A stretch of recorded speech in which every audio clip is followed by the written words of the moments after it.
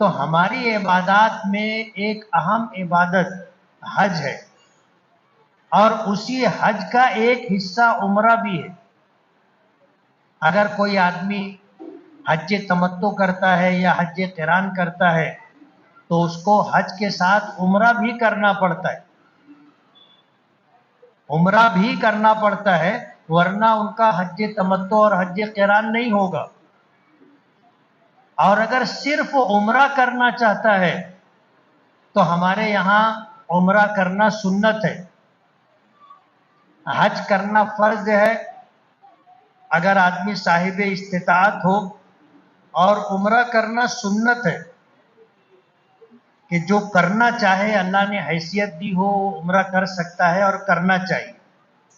حدیث پاک میں آتا ہے کہ جس شخص کو اللہ پاک نے حیثیت دی، حیثیت دی کا مطلب یہ ہے کہ اس کو اللہ نے مال سے نوازا ہے، تو اسے چاہیے کہ ہر 5 سال پر ایک مرتبہ اللہ کی بارگاہ میں حاضری دے۔ حج ہر 5 سال پر ایک مرتبہ۔ اب ظاہر بات ہے ہماری شریعت اللہ پاک کی طرف سے عطا کی گئی، اور قیامت تک کیا ہوگا اللہ کو اس کا علم ہے۔ اب حج کو آپ دیکھ لو کہ حج ایسا ہے کہ اب لوگوں نے اس میں سعودی گورنمنٹ کا ہو، انڈیا گورنمنٹ کا ہو، اس میں نئے نئے مسائل، نئے نئے قانون بناتے جا رہے۔ ابھی جیسے حج کمیٹی کی طرف سے آیا کہ آدمی زندگی میں ایک مرتبہ حج پر جا سکتا ہے۔ ہماری شریعت میں پہلے سے ہے کہ زندگی میں ایک مرتبہ حج فرض ہے۔ یہ ہے کہ 5 سال تک ایک مرتبہ اگر کوئی شخص گیا تو 5 سال تک دوبارہ حج کے لیے نہیں جا سکتا۔ ہماری شریعت میں کہ جیسے ایک آدمی پر حج فرض تھا، اس نے اپنا فریضہ حج ادا کر لیا، تب اس کو دوسرے تیسرے چوتھے سال جانے کی ضرورت نہیں ہے، 5ویں سال بھی جانے کی ضرورت نہیں۔ اور اگر وہ جانا چاہے تو اللہ نے عمرے کا عمل رکھا ہے کہ عمرے کی نیت سے وہ جب جانا چاہے جب جا سکتا ہے۔ آج الحمدللہ ایسے لوگ موجود ہیں جو ہر جمعہ حرم شریف میں جا کر کے نماز پڑھتے ہیں، یہاں سے جاتے ہیں عمرے کا احرام باندھ کر کے جاتے ہیں، عمرہ کرتے ہیں، جمعہ کی نماز پڑھتے ہیں، جمعہ کی نماز پڑھ کر کے اپنا واپسی کا فلائٹ لیتے ہیں، واپس آ جاتے ہیں۔ ایسے لوگ بھی ہیں، اللہ نے نوازا ہے۔ تو ہماری شریعت کے اندر حج کے ساتھ عمرہ بھی ایک عبادت ہے۔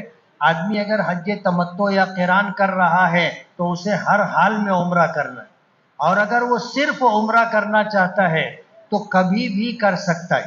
حج کے 5 دن چھوڑ کر کے وہ کبھی بھی عمرہ کر سکتا ہے، منع نہیں۔ اور ہماری شریعت کی خوبصورتی یہ ہے کہ کوئی عبادت ایسی نہیں ہے جو مشکل ہو،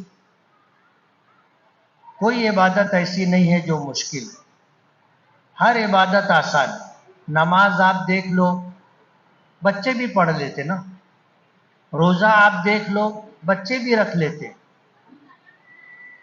زکوٰۃ ہے، مال فقیروں کو، محتاجوں کو، مسکینوں کو اور ضرورت مندوں کو دینا ہے، کوئی بھی دے سکتا ہے۔ اور اسی طرح حج بھی اور عمرہ بھی کوئی ایسی مشکل عبادت نہیں ہے کہ جو سب نہ کر سکے۔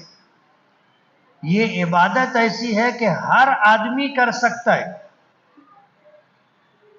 ہر آدمی کر سکتا ہے، مشکل عبادت نہیں۔ تو عمرہ ایک ایسا عمل ہے جسے نبی کریم صلی اللہ علیہ وسلم نے کیا، اور علماء احناف کے نزدیک یہ عمرہ کرنا سنت ہے۔ اسلام میں حج کی فرضیت کے بعد، ہجرت کے بعد، نبی کریم صلی اللہ علیہ وسلم نے ایک حج کیا اور 4 عمرے کی، ایک حج کیا اور 4 عمرے کی۔ تو عمرہ کرنا ہمارے یہاں سنت ہے۔ اللہ کے رسول صلی اللہ علیہ وسلم نے ایک عمرہ حج کے ساتھ کیا، باقی 3 عمرے آپ نے الگ سے کیے۔ یہی وجہ ہے کہ عمرہ کو ایک مستقل عبادت ہونے کی حیثیت حاصل ہے، اس لیے کہ نبی کریم صلی اللہ علیہ وسلم نے حج سے ہٹ کر کے 3 عمرے آپ نے کیے۔ قیامت تک یہ عمل باقی رہے گا اور یہ عمل کیا جاتا رہے گا۔ ہمارے یہاں اس کی مکمل تفصیلات موجود ہیں۔ اگر کوئی شخص عمرہ کرنا چاہے تو سب سے پہلے اسے احرام باندھنا ہوگا، اور یہ احرام عمرے کی نیت سے باندھا جائے گا۔ یہ احرام عمرے کی نیت سے باندھا جائے گا، اس کا حج سے کوئی تعلق نہیں۔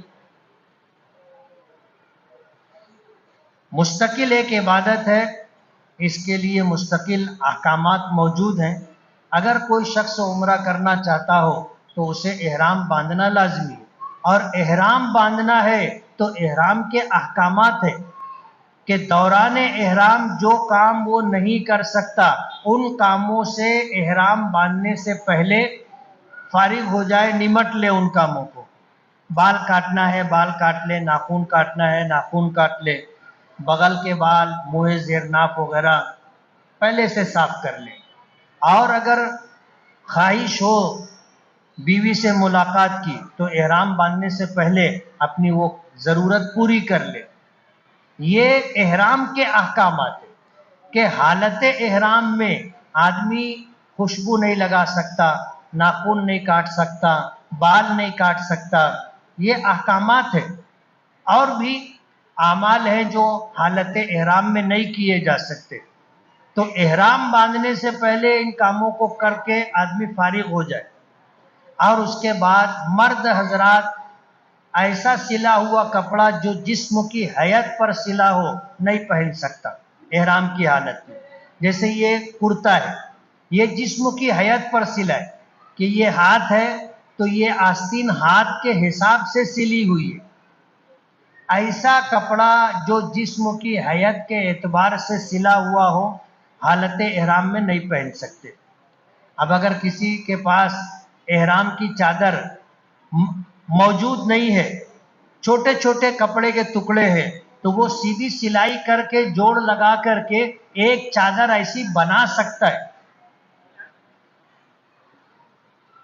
2 ٹکڑے ہو جوڑ کر کے، 3 ٹکڑا ہو جوڑ کر کے، ایسا یہ سلائی منع نہیں۔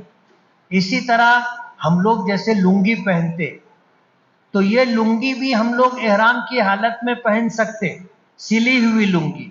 وجہ اس کی یہ ہے کہ یہ لنگی جسم کی حیت کے اعتبار سے نہیں سلی، جسم کی حیت کے اعتبار سے یہ پاجامہ سلا ہوا ہے کہ ایک پیر کے لیے الگ، دوسرے پیر کے لیے الگ پائچہ ہے، یہ جسم کی حیت پر سلا ہے۔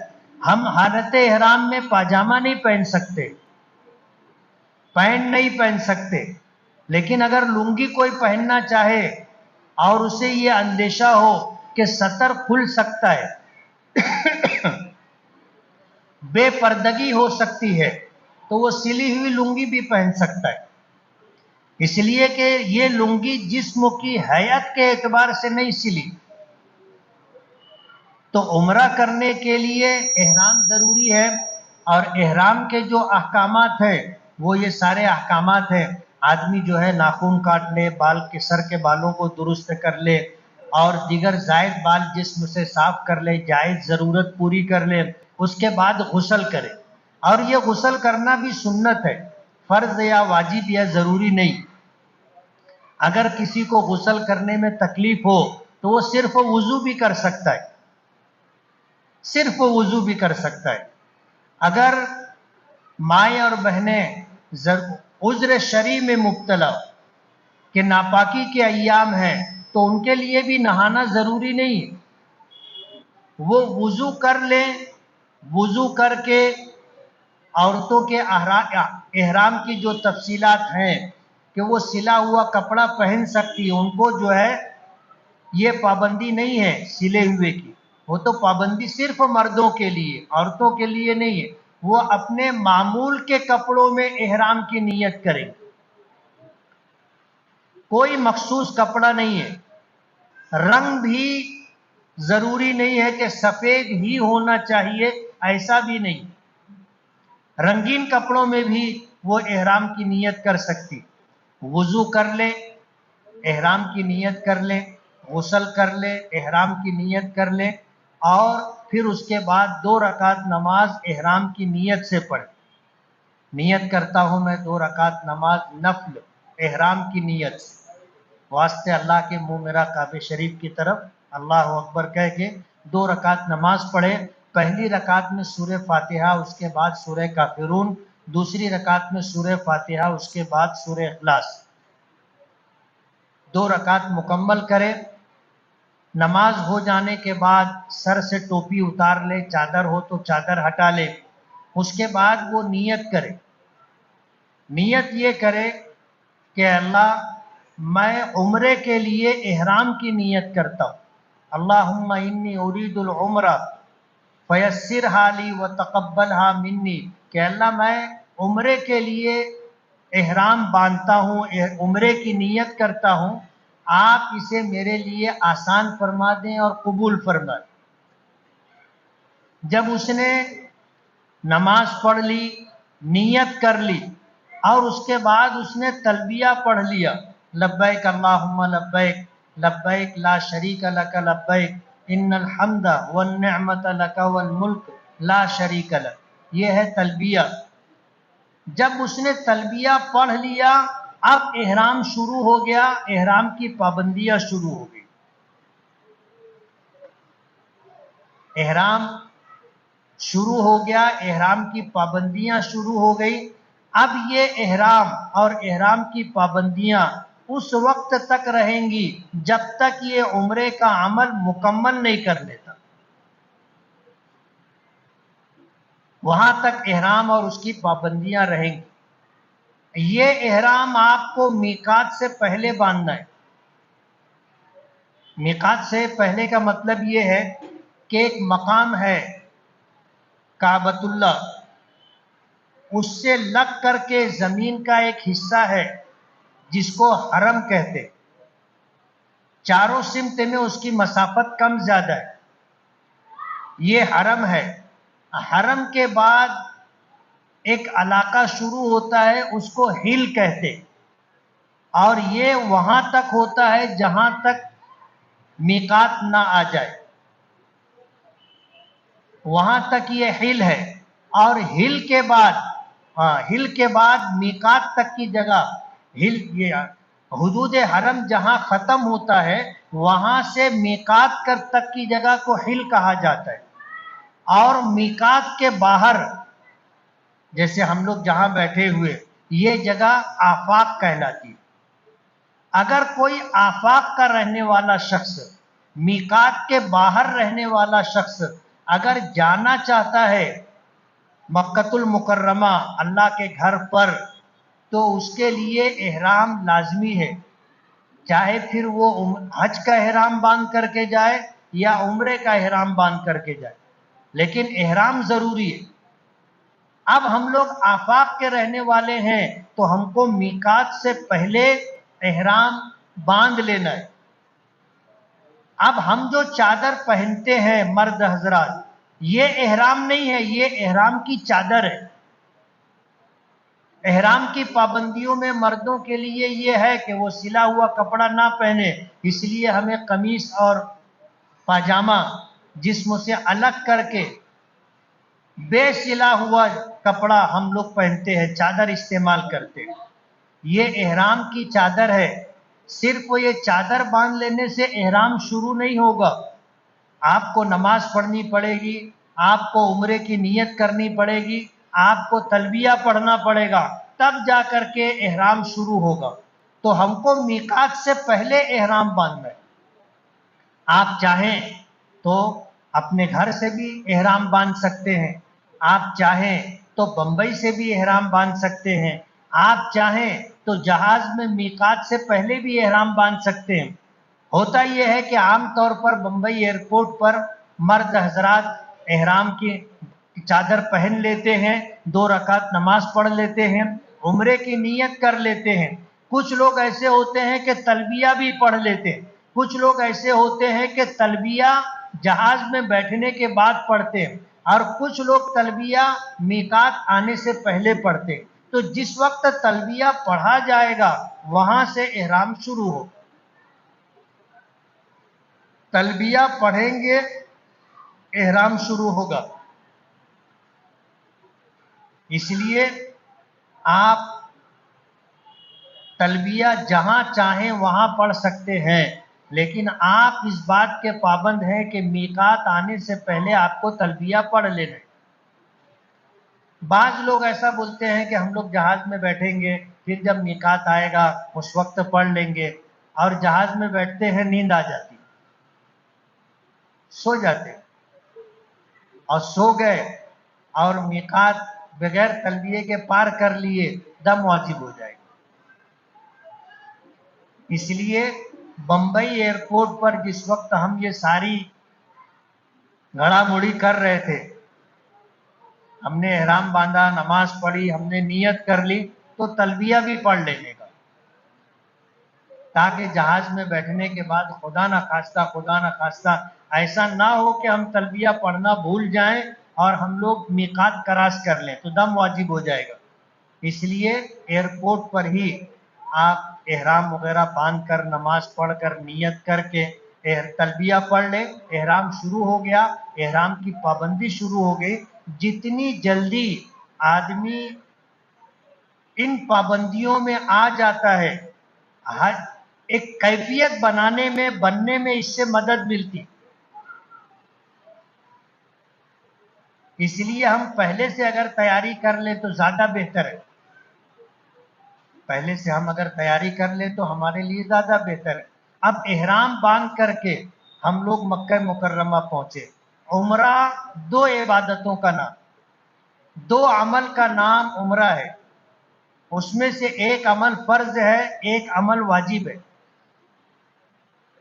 عمرہ دو عمل کا نام ہے. ایک عمل ہے بیت اللہ کا طواف، اور دوسرا عمل ہے صفا مروہ کی سعی. احرام عمرے کے لیے شرط ہے، یعنی بغیر احرام کے عمرہ نہیں ہوگا، بغیر احرام کے حج نہیں ہوگا، یہ شرط ہے. تو احرام شرط ہے. اب احرام باندھ کر ہم عمرہ کرنا چاہتے ہیں تو دو عمل ہمیں کرنا ہے. ایک عمل یہ ہمیں بیت اللہ کا طواف کرنا ہے، یہ فرض ہے. دوسرا عمل ہے صفا مروہ کی سعی، یہ واجب ہے. طواف کس کو کہتے ہیں؟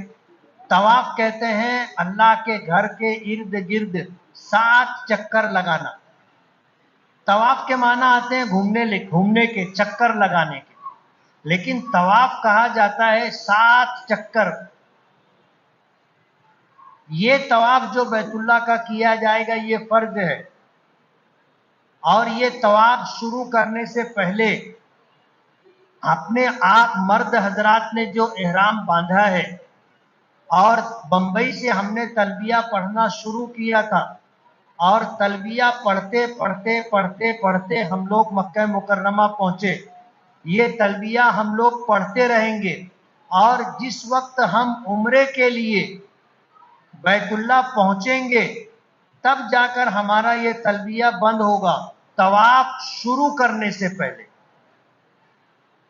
بیت اللہ کا طواف شروع کرنے سے پہلے تلبیہ بند ہوگا. ہمیں عمرہ کرنا ہے تو ہمیں استباء کرنا ہوگا، یعنی سیدھا کاندھا چادر ہٹا کر کے اسے کھول لینا ہے. جسم کا یہ حصہ چادر ہٹا کر کے ننگا کر لینا ہے، اور چادر جو ہے بغل میں سے لے کر کے بائیں کاندھے پر ڈالنا ہے. اس کو استباء کہتے ہیں. اور اس کے بعد طواف شروع کرنے کے لیے ہم لوگ حجر اسود کے سامنے آئیں گے. حجر اسود کے سامنے آنے کے بعد پہلے اپنے ہاتھوں کو ہم نیت کریں گے کہ اللہ میں عمرے کے لیے تیرے گھر کے طواف کی نیت کرتا ہوں، تو اسے میرے لیے آسان فرما دے اور قبول فرما لے. اس کے بعد ہاتھوں کو اٹھائیں گے کانوں تک، اور بسم اللہ اللہ اکبر کہہ کر کے ہاتھ چھوڑ دیں گے. اس کے بعد ہمیں حجر اسود کا استلام کرنا ہے. پھر ہاتھ اٹھائیں گے اور حجر اسود کے مقابل اس طرح کریں گے، اور بسم اللہ اللہ اکبر وللہ الحمد کہہ کر کے ہاتھ کو ہم بوسہ دیں گے. اور اس کے بعد اسی جگہ پر گھوم کر کے حجر اسود اور بیت اللہ کی طرف اپنا بایاں کاندھا کریں گے، اور وہاں سے ہم لوگ پہلا چکر شروع کریں گے، اور اس پہلے چکر میں، دوسرے چکر میں، تیسرے چکر میں ہمیں رمل کرنا ہے، پہلوانوں کی طرح اکڑ کر کے چلنا ہے، اس کو رمل کہا جاتا ہے۔ پہلا چکر حجر اسود سے شروع ہوگا، استلام سے شروع ہوگا، اور جب ہم حجر اسود کے سامنے چکر پورا کریں گے تو ایک چکر مکمل ہوا۔ اب دوسرا چکر شروع کرنا ہے، ہمیں پھر استلام کرنا ہوگا، اور استلام کر کے ہم دوسرا چکر شروع کریں گے، حجر اسود پر آئیں گے، دوسرا چکر پورا ہوا، پھر ہم تیسرا چکر شروع کریں گے استلام کر کے۔ یہ 3 چکر ایسے ہیں جس میں ہم کو رمل کرنا ہے، پہلوانوں کی طرح اکڑ کر کے چلنا ہے۔ رمل کے معنی دوڑنے کے نہیں ہے، رمل کے معنی اکڑتے ہوئے، چھوٹے چھوٹے قدم رکھتے ہوئے تیز چلنے کی کوشش کرنا۔ جگہ ملے آپ تیز چلیے، جگہ نہ ملے آپ لوگوں کے ساتھ جیسے چل رہے ہیں ویسے چلیے، لیکن اکڑ کر کے چلیے۔ کبھی ایسا ہوتا ہے کہ نصیب سے مطاف خالی مل جاتا ہے، تو پھر آدمی رمل جس طرح کرنا چاہیے اس طرح آدمی رمل کر لیتا ہے، کہ پہلوانوں کی طرح اکڑ کر کے تیز تیز چلنے کی کوشش، اور اس میں سامنے کوئی ہوتا نہیں ہے تو آدمی رمل کر لیتا ہے، لیکن عموماً ایسا کم ہوتا ہے۔ ہماری طرح دنیا بھر کے لوگ اللہ کے گھر پر عمرے کی نیت سے پہنچتے ہیں تو بھیڑ رہتی ہے، اور ابھی ادھر 15-20 سالوں سے عمرہ کرنے کا الحمدللہ امت کا مزاج بن گیا۔ پہلے ہمارے مالیگاؤں شہر سے کہاں لوگ جاتے تھے عمرہ کرنے؟ پرانے لوگوں سے آپ پوچھو تو کوئی نہیں جاتا تھا، عمرے کا رواج ہی نہیں تھا، بس چنندہ لوگ حج کے لیے جاتے تھے۔ لیکن آہستہ آہستہ الحمدللہ اب سال بھر لوگ جاتے ہیں، حج کے موقع پر حج کے لیے جاتے ہیں، اور بقیہ 11 مہینہ عمرے کے لیے لوگ جاتے رہتے۔ تو پہلے 3 چکروں میں رمل کرنا ہے، چوتھا چکر، 5واں چکر، چھٹا چکر، 7واں چکر، ہر چکر استلام سے شروع ہوگا، لیکن چوتھے سے لے کر 7ویں تک کے یہ 4 چکر بغیر رمل کے ہوں گے، اس میں معمول کے مطابق ہم کو چلنا ہے، لیکن استوا یعنی داہنا کاندھا کھلا رہے، یہ 7 چکر میں رہے۔ جب 7واں چکر پورا ہو جائے گا تو ہم پھر استلام کریں۔ یہ ہر چکر کے شروع میں ایک استلام تھا، 7 مرتبہ استلام ہوا، 7واں چکر پورا ہوا، پھر ہم استلام کریں گے تو یہ 8 استلام ہو گئے۔ اس کے بعد ہمیں مقام ابراہیم پر یا اس کے پیچھے جہاں سکون سے 2 رکعت نماز واجب الطواف پڑھنے کا موقع ملے، 2 رکعت نماز واجب الطواف پڑھ لیں، ملتزم کے سامنے کھڑے ہو کر کے دور قریب سے دعا کر لیں، اور اس کے بعد طواف کا یہ عمل مکمل ہوا، ہم نے عمرے کا ایک عمل جو فرض تھا وہ پورا کر لیا۔ اب اس کے بعد ہمیں صفا مروہ کی سعی کرنی ہے، تو ہم کو واپس پھر حجر اسود کے سامنے آنا ہے اور آ کر کے استلام کرنا ہے، یہ 9واں استلام ہے، اور اس کے بعد پھر ہم حجر اسود اپنے حجر اسود سے چل کر کے واپس جائیں گے صفا مروہ پر۔ جب ہم صفا پر پہنچے، پہاڑی ہے، آج اس کے نشانات باقی ہیں، تھوڑا سا کچھ حصہ باقی ہے، ورنہ تعمیرات کی وجہ سے کافی حصہ اس کا ختم کر دیا گیا۔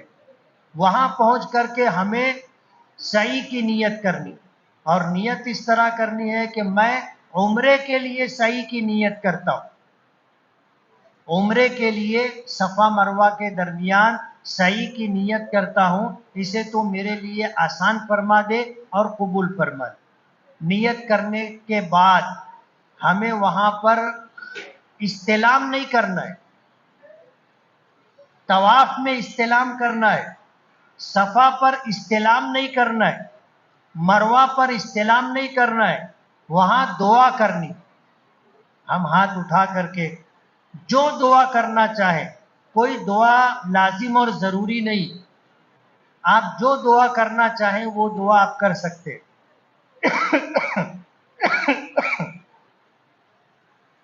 آپ نے صحیح کی نیت کی، اللہم انی ارید سعی العمرہ فیسرہ لی وتقبلہ منی، کہ اللہ میں نے عمرے کے لیے صحیح کی نیت کی ہے، اسے آپ میرے لیے آسان فرما دے اور قبول فرما دے. نیت ہو گئی، اس کے بعد ہم دعا کریں گے، اور دعا کرنے کے بعد پھر ہم سیدھے ہاتھ کی طرف جانے کا جو راستہ ہے صفا سے، اس سے چلیں گے مروہ کی طرف جانے کے لیے. بیچ میں آپ دیکھو گے جس طرح یہ سفید نشان لائٹ لگا ہوا ہے، ایسے ہرا لائٹ لگا ہوا ہے، وہاں سے ہم مردوں کو دوڑنا ہے، اور جہاں تک ہرا لائٹ ختم نہیں ہوگا وہاں تک دوڑنا ہے. ہرا لائٹ شروع ہونے سے پہلے معمول کے مطابق چلنا ہے، ہرا لائٹ آئے وہاں سے دوڑنا ہے، ہرا لائٹ ختم ہوا وہاں سے پھر مروہ تک ہمیں معمول کے مطابق چل کر کے جانا ہے. ہم جب صفا سے چلے مروہ پر پہنچے تو یہ ایک چکر ہو گیا. حالانکہ چکر کے معنی و مفہوم کے اعتبار سے دیکھا جائے تو یہ آدھا چکر ہوا ہے. چکر کس کو کہتے ہیں؟ جہاں سے آدمی چلا گھوم کر کے وہاں واپس آیا تو یہ چکر ہوا. لیکن صفا سے مروہ آدھا کلومیٹر ہے، تھوڑا سا کم ہے لیکن قریب قریب آدھا کلومیٹر. اب آدھا کلومیٹر ہمیں جانا ہے، مروہ پر ہم پہنچے، شریعت نے اسے ایک چکر قرار دیا. اب مروہ پر پہنچے، ہمیں پھر قبلہ رخ ہو کر کے دعا کرنی، دعا کر کے ہمیں پھر صفا کی طرف چلنا ہے، معمول کے مطابق چلتے ہوئے آنا ہے، پھر ہرے لائٹ کے درمیان ہمیں دوڑنا ہے، اور پھر وہاں سے چلتے ہوئے صفا تک آنا ہے. یہ دوسرا چکر مکمل ہوا. ایسے 7 چکر ہمیں لگانا ہے. دیکھا جائے تو یہ 3.5 چکر ہوا، لیکن شریعت نے اسے 7 چکر مانا ہے، اور آدھے چکر کو مکمل چکر قرار دیا ہے. اس لیے جب ہم صفا سے مروہ پر گئے ایک چکر، مروہ سے صفا پر آئے دوسرا چکر، پھر صفا سے مروہ پر پہنچے تیسرا چکر، مروہ سے صفا پر آئے چوتھا چکر، صفا سے مروہ پر گئے 5واں چکر، مروہ سے صفا پر آئے 6واں چکر. اور اب صفا سے جب مروہ پر پہنچیں گے تو صحیح مکمل ہو گئی اور یہ 7 چکر ہو گئے. اس کے بعد ہمیں پھر دعا کرنی ہے، اور پھر 2 رکعت نفل نماز جو ضروری نہیں ہے، 2 رکعت نفل نماز پڑھ لینا ہے. 2 رکعت نفل نماز پڑھ لینے کے بعد عمرے کا دونوں عمل مکمل ہو گیا. ہم نے بیت اللہ کا طواف بھی کر لیا جو فرض تھا، اور ہم نے صفا مروہ کی سعی کر لی جو واجب تھی. اب یہ عمرے کے لیے احرام ضروری تھا، ہم نے احرام کے ساتھ یہ دونوں عمل کر لیا. اب ہمیں احرام سے نکلنا ہے، فارغ ہونا ہے، پابندیاں ختم کرنی ہے، تو ہمیں سر منڈوانا پڑے گا، سر منڈوانا پڑے گا. تو ہم سر منڈوا لیں گے. اب ہمارا عمرے کا عمل مکمل ہو گیا، احرام ختم ہو گیا. مرد حضرات سر منڈوائیں گے، اور مائیں اور بہنیں سر منڈوائیں گے نہیں، سر کے بال کٹوائیں گے. اور احرام کی پابندی ختم ہونے کے لیے سر کے چوتھائی حصے کا بال کٹنا عورتوں کے لیے ضروری ہے. جیسے مثال کے طور پر سر پر اگر 1,00,000 بال ہے تو 25,000 بال کٹنا چاہیے، اور اگر 10,000 بال ہے 10,000 تو 2,500 بال کٹنا چاہیے. سمجھ رہے ہو؟ چوتھائی سر کے بال کٹنا چاہیے عورتوں کے لیے، تب جا کر کے ان کے احرام کی پابندیاں ختم ہوں گی۔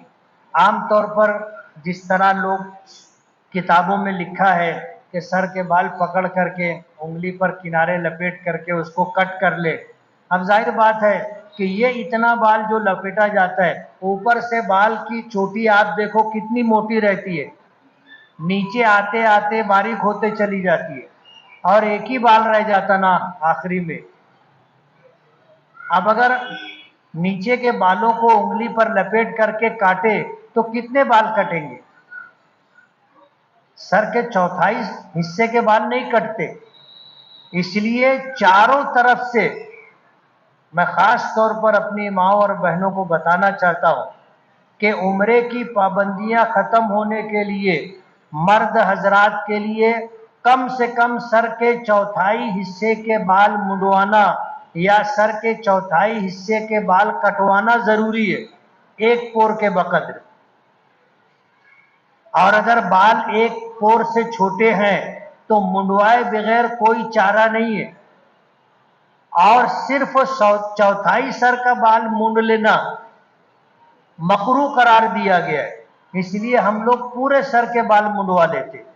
تو ماؤں اور بہنوں کے لیے احرام کی پابندی ختم ہونے کے لیے کم سے کم سر کے چوتھائی بالوں کا کٹنا ضروری ہے، اور یہ فیصلہ خود ہر عورت کرے گی کہ میرے سر کے چوتھائی بال کٹے کہ نہیں کٹے۔ اس لیے وہ اطمینان کے لیے سر کے بالوں کو 4 حصہ کر لے اور ہر طرف سے ایک ایک پور، ہر طرف سے ایک ایک پور کٹ کر لے تاکہ احرام کی پابندی ختم ہو جائے۔ عام طور پر عورتوں سے اس معاملے میں کوتاہی ہوتی ہے، بال ان کو بہت پیارے ہوتے ہیں، ایک وجہ، دوسری وجہ ان کو مسائل کا علم نہیں ہوتا کہ سر کے چوتھائی حصے کے بالوں کا کٹنا ضروری ہے۔ اب وہ کتنے ہوں گے، کیا ہوں گے، یہ عورتوں کو خود اپنے بارے میں فیصلہ کرنا ہے، اور وہاں یہ نہیں دیکھنا ہے کہ کون کیا کر رہا ہے۔ ہمارے یہاں جو مسئلہ ہے وہ میں نے آپ کو بتایا، دیگر ائمہ کے نزدیک تھوڑا سا بھی بال کاٹ لینا احرام کی پابندیوں سے نکلنے کے لیے کافی ہے، ہمارے یہاں کافی نہیں ہے۔ اس لیے وہاں کون کیا کر رہا ہے ہم کو اس سے مطلب نہیں، آپ کو جو بتایا جا رہا ہے حنفی مسلک کے اعتبار سے آپ کو یہ کرنا ہے۔ جب آپ نے بال کاٹ لیے آپ کا عمرہ مکمل ہو گیا۔ آپ اگر پھر عمرہ کرنا چاہیں تو جیسے آپ نے بمبئی میں احرام باندھا تھا اسی طرح آپ مسجد عائشہ چلے جائیں تنعیم میں، وہاں جا کر احرام باندھ کر کے پھر آ کر کے آپ بیت اللہ کا طواف کر لیں، صفا مروہ کی صحیح کر لیں، بال کاٹ لیں، آپ کا دوسرا عمرہ مکمل ہو جائے گا۔ آپ چاہیں تو دن میں 2 عمرہ کر سکتے ہیں، 3 کر سکتے ہیں، 1 کر سکتے ہیں، آپ کی مرضی ہے، اور آپ کی طاقت اور ہمت پر موقوف ہے۔ جتنی آپ کی طاقت ہے، جتنی ہمت ہے، اس کے اعتبار سے آپ کر سکتے ہیں۔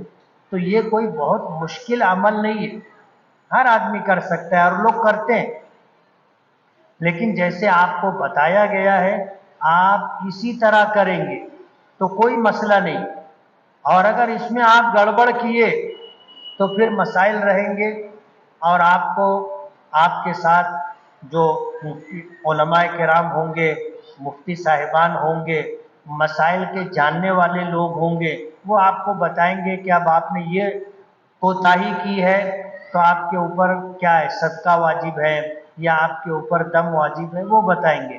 لیکن جیسا آپ کو طریقہ بتایا گیا ہے اگر آپ نے اسی طریقے پر یہ عمل انجام دیا تو انشاءاللہ سنت کے مطابق آپ کا عمرہ ادا ہو جائے گا، اور اس میں کسی طرح کی کوئی کوتاہی نہ ہونے کی وجہ سے انشاءاللہ اللہ کی بارگاہ میں مقبول بھی ہوگا۔